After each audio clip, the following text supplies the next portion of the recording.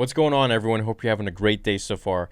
This is the first installment of a series I've been wanting to do for a long time, and I'm very excited to get started on it.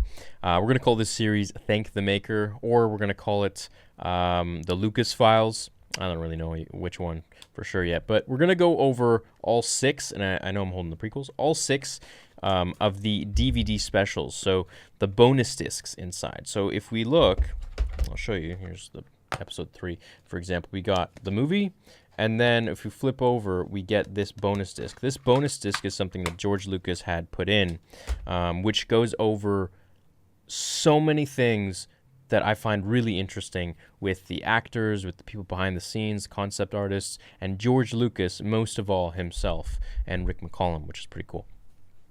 So we're going to start off with episode 2 today. I don't know how I'm going to structure these videos. We might do an hour. Some of them might be 10 minutes. Some of them might be half an hour. It depends how long each segment and episode is. It really depends on my mood. Like, if I want to keep going, we'll keep going. If I want to chop it up, make it more time efficient for you guys, we'll do that. But I want you to sit back, relax. This series is probably going to be well over 50 to 100 videos over the course of its time once we do episodes 1 through 6.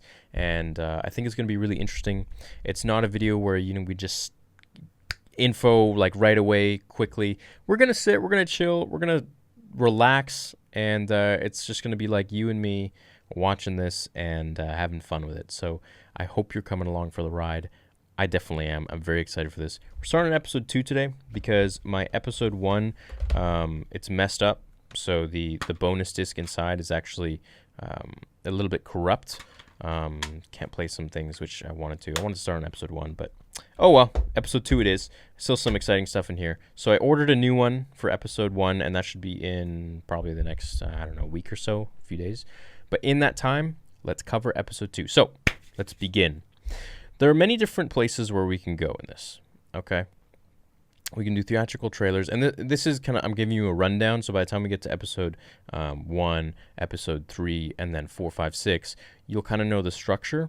So this video might be a little more long because it's a bit, kind of training you guys like what we're going to be doing. So we can do theatrical trailers and TV spots. We could do documentaries, deleted scenes, featurettes, web documentaries, Dex's Kitchen and Still Gallery. So they always have these. This structure is pretty much the same throughout all of them, at least for the prequels.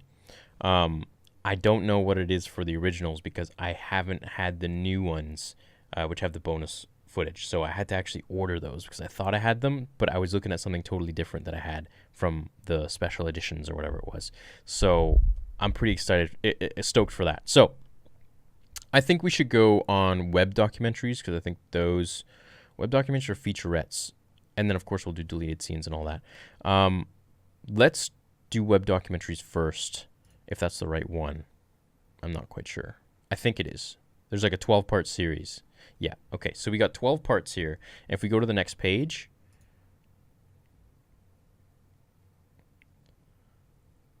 yeah, there we go. So this is the one. All right. Let's start it right from the top. Number 1. Let's roll. In order to get anything to happen, you have to take a certain amount of risk, and you have to sort of go into an area where you're not sure you're going to be able to pull it off. George is always known as an innovator. Here we go again. He's doing something new. He's doing something different. It certainly is a risk. It's a risky idea.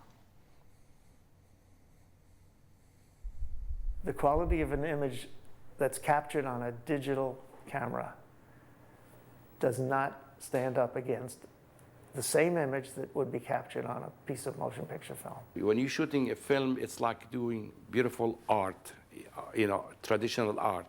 Video today is still modern art, not even good modern art yet. There is a lot of controversy about the fact that we're shooting this digitally. As far as I'm concerned, they should have been shooting digital cinema 20 years ago. People say, why am I doing it? The real question is, why not? Well, the very first time that George ever discussed his concept of a digital future for the cinema and television was in 1989.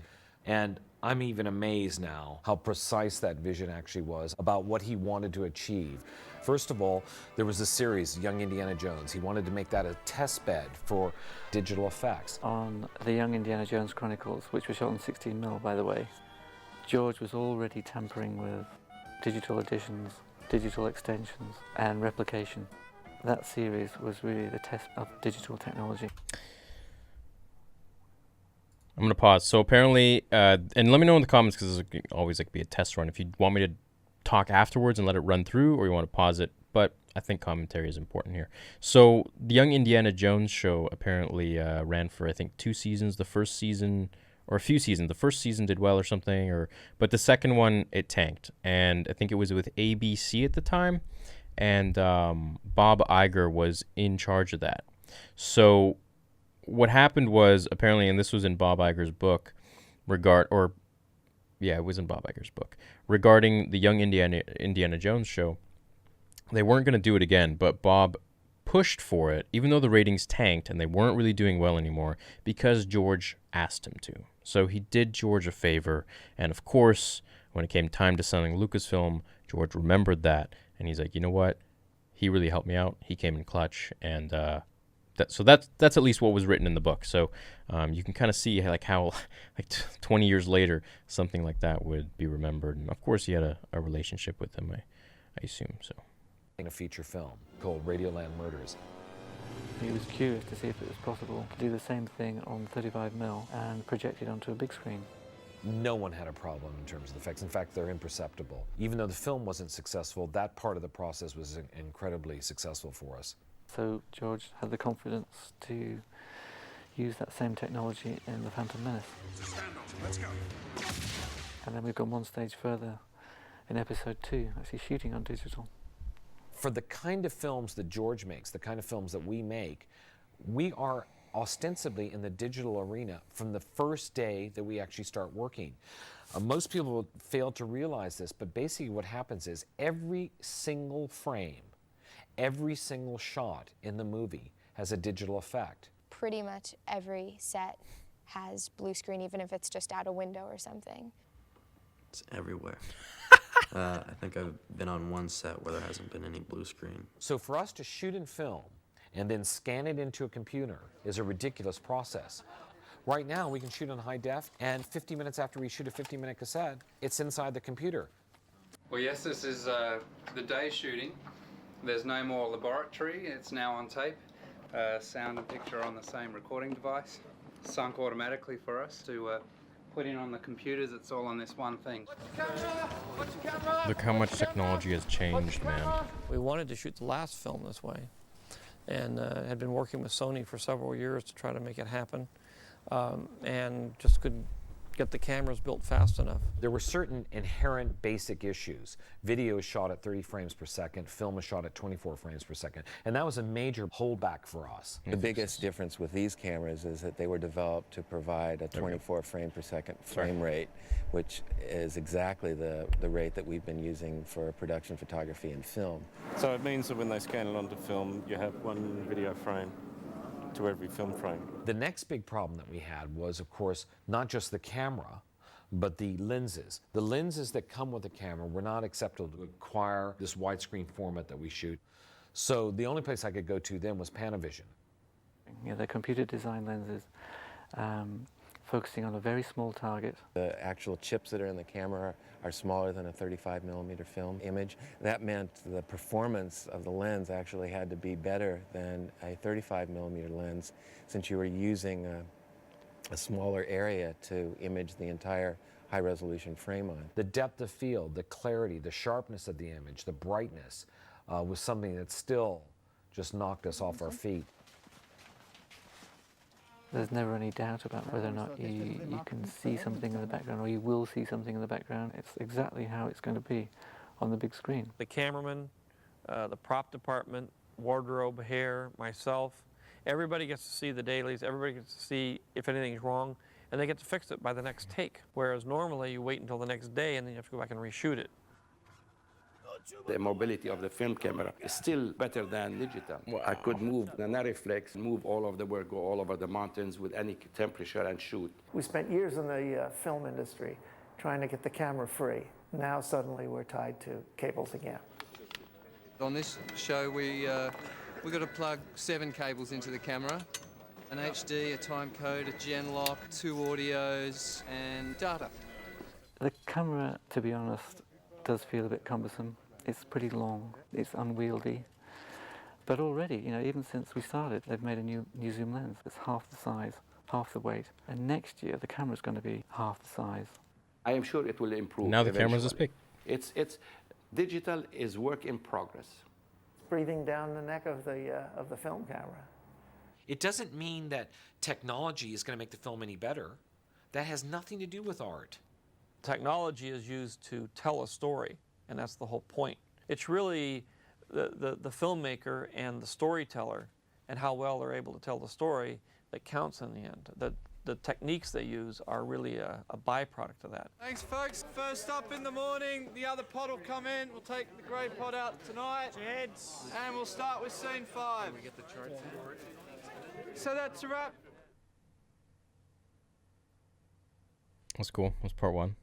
And then now you can see how far they've come with the technology with the Mando, right? And now it's all encompassing all of the actors, and they can change it in real time. That's the coolest part. I'm a visual filmmaker as opposed to a literary filmmaker, so the movie doesn't rest in the dialogue, it rests in the visuals. In episode 1, we had established a very Art Nouveau, very fluid form, and episode 4 had a very industrial, engineered, angular shape. And so now we're kind of bridging that gap. So we're mixing a little bit of both. We're shooting back. Ultimately, the overriding factor on Obi-Wan's ship and all of the Jedi ship is that I wanted them to be reminiscent of the design of the Star Destroyers and the Imperial ships, because ultimately that's where those ships grew out of. I think we can begin to introduce the wedge shippy. When he saw the design, started to incorporate his new storyline to it. And so the whole idea of taking that shape and turning it into a Jedi fighter evolved with the design process. Maybe take some World War I battleships, German, cut them off about halfway through, take them top and bottom and wedge them out a little bit. Okay. And then it's my job and the rest of the artists to come up with the background for that design and make it make sense so that no one questions the design when they see the film.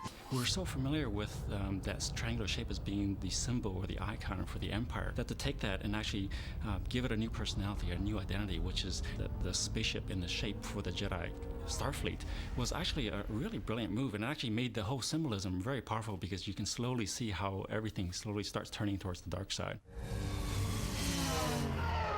And even this could have a little bit of a... George has the designs in his mind, and he sort of is the master editor of all of this. For every design that I use in the movie, there's at least 10 or 15 designs that get rejected. That hair's going to be dry in a second. I think that's a big no, isn't it? None of it feels great to do. It always feels good to see, Sort of come down as he starts to climb into it. Yeah.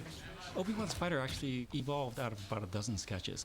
My feeling is that these are like Jedi here. The only designs that are turned into a model are the ones that George finally gives his stamp of approval that this is the design.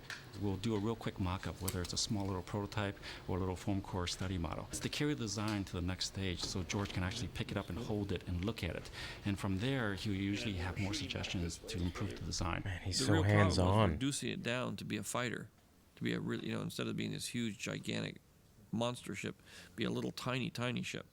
And I think one of the biggest issues was scale. How big do we make it, or how small do we make it? Too small. George will typically pick up a pencil or a pen and go and add his modifications to the designs, or say, let's take the cockpit of this drawing here and put it onto here. When I initially designed the ship into a single fighter, there was really not any logical place to put a R2 unit. So this is the little R2 unit, and he actually can fit in there with a little bit of cheating. Okay. But he can't get in from the bottom, so is it okay if he drops in from the top? Drop in from the top. And will we see him do that, or? No. Okay, he'll just be there. Just a detail. Can you make his head go around so fast that it spins off? R4 is really an R2 painted red, isn't it? Careful what you're saying about R4. because you can get bopped on the head real quick. Actually, we could have got the angle just right. I've always wanted to have my own ship, and he gets one, and he gets to take off in it on his own adventure in this one, which is cool. And action. I mean, you're sitting in a wooden ship being rocked around by guys in the... And so, to see it, I'm sure, because I haven't seen it yet, will be extraordinary. Cut! Okay, that was good. I loved it. That was beautiful. That was magnificent. Sorry, I want more. I want more. What you do is you go where the story takes you. I mean, you really sort of, sometimes you have to be on location because it just demands it.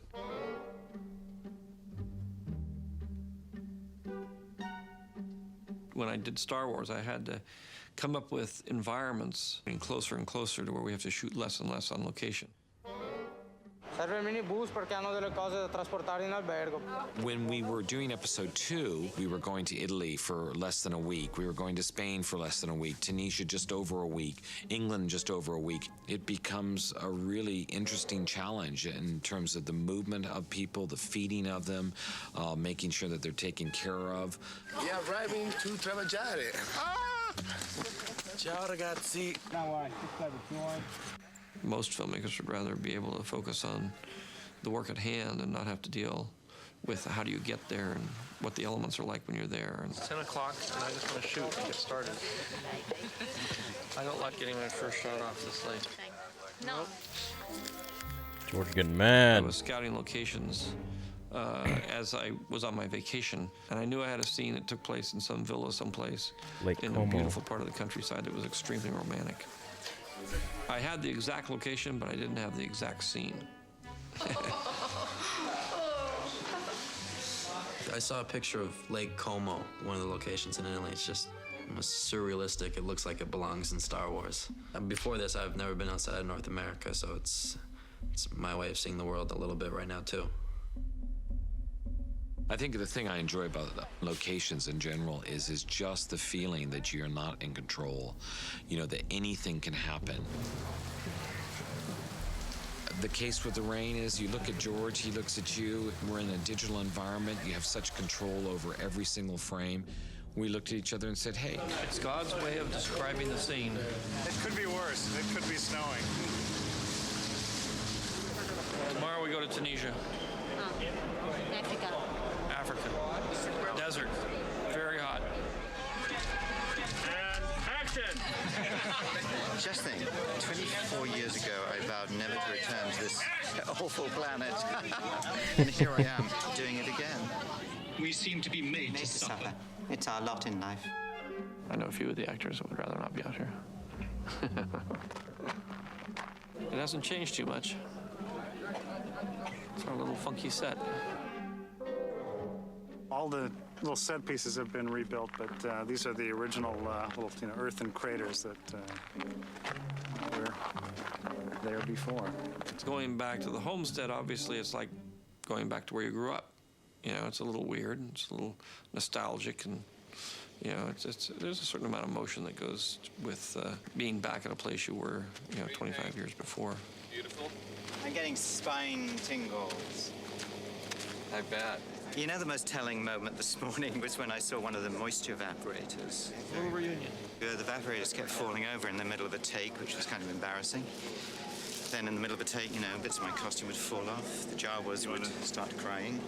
All right, let's try one more a little bit faster. Almost any location I've shot on, I've been able to get material that I just couldn't get in a studio, or it would take a very long time to recreate digitally.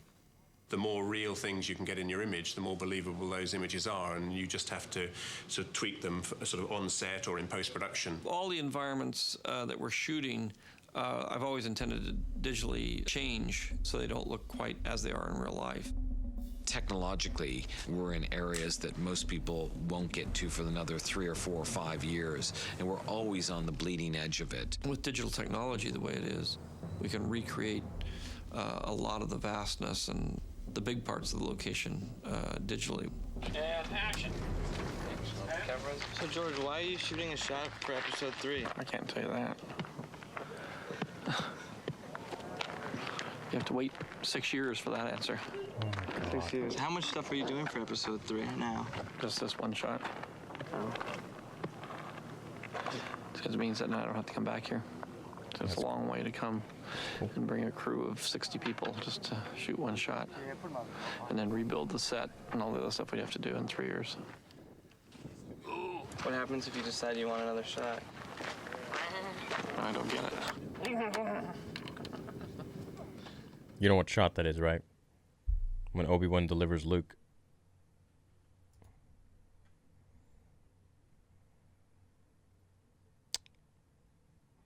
It's cool. He always knew what he was doing. Let's rewatch one more. No, let's leave it right there. It's of course going to be the first introduction to this whole series, so I want to leave you guys wanting more as much as I want to watch more, which I'm probably going to watch more right now, and then we're going to cut it up, and then I'm going to release it at a later time. So let's do 4 episodes per video of this, and then we'll jump to something else like documentaries or something, right? And then we'll finish episode 2, then we'll go to episode 1, then we'll go to Revenge of the Sith, episode 3, then we'll do 4, 5, 6. And it's gonna be cool. It's gonna be good. And this time I'm gonna be uploading lots of lore stuff as well. So it's not just gonna be all this. Actually, as much as I would like for it to be all this, because I think this is the most interesting and it's the most real. I'll mix it up for you guys, and some of them might even be a live stream. I don't know yet. We'll see how I feel. Let's say I haven't like edited one or something like that. I'll just do like a live stream or something. But what I want you to take out of this is to get to know George as a person more so, because this is really him and his element, and this is as close as we can get, you know, us mortals, as close as we can get to knowing him, which, man, I wish I could one day just like see him from afar or something, and like that would be so cool. But they say never meet your heroes, so I mean, hey. But you can really see how far technology has come. And of course, these web documentaries cover a lot of technology, but as we go through them, you'll see a lot of them will cover a lot more. The actors, the inside of the lore of the whole story and everything, how George was writing things. And it gets so much more interesting. Whereas you can see, number 4 is going to start on, is that right? Are we on number 4 now? This is now going to be covering Anakin Skywalker, which is going to be the next one, I think. Right? Yeah. Okay, cool. So I'm going to leave it off in a good place. So I hope you enjoyed this. Leave a thumbs up if you want more. Honestly, I'm going to do more anyways, but it helps the algorithm. Thank you so much. And I'm fired up. I'm really excited. I'm really, really passionate to continue this series. I'm really, really enjoying this. It brings me back to being a little kid again, and I haven't watched this since I was a little kid because I kind of forgot about them. And it's sad that we don't get these anymore. You know, they're not in the DVDs that are out there today for the prequels, which is unfortunate. I had to hunt the originals down. I had to hunt them down on Amazon. So, and they're overpriced. A New Hope one alone cost me over $200 just for that one. And I hope to God it works. I hope to God it's not like defective or something like this Phantom Menace one. Because I thought I had that one, but I actually had the German one. So it was all in German. You can see it, actually. I'll show you the case. Probably have never seen it before. There you go. It's like all dusty and everything. What does it say? Die Dunkelbedrohung. Yeah. Anyways, I'm excited, dude. It's going to be a great series. A lot of laughs will be shared. A lot of things will be learned between all of us. And I can't wait for George and his team to explain everything and show us so much more inside the beautiful story that is Star Wars, that has brought us all here. Love you all, and I'll see you in the next one. May the Force be with you.